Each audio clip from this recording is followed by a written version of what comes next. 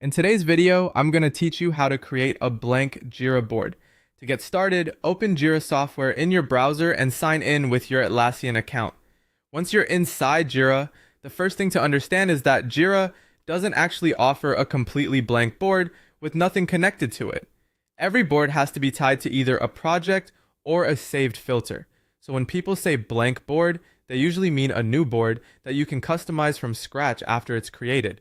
After signing in, go to the Projects menu and open an existing project, or navigate to boards if that option is available in your Jira setup. From there, select Create Board. This is where Jira walks you through the setup process. Next, choose the board type that fits the way your team works. You can select a Kanban board if you want a continuous workflow, which is great for ongoing tasks and steady work intake.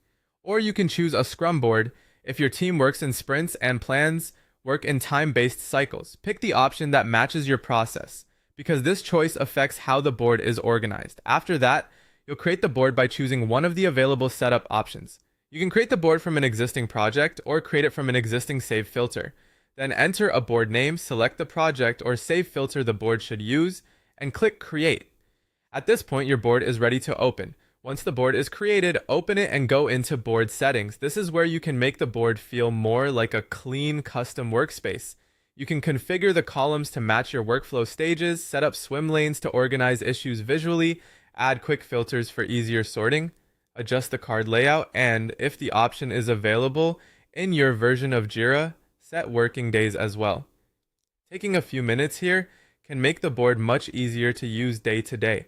When the board looks the way you want, click Create to add new issues. Make sure those issues are assigned to the project linked to the board, since that connection is what makes them appear here. As work moves forward, drag issues between columns to reflect progress and keep the board up to date. If you want other people to access the board, open board settings or project settings and adjust the permissions. That allows team members to view the board or manage it depending on the access you give them. And that's how to create a blank Jira board, or more accurately, a newly created board that you can customize into your own workspace.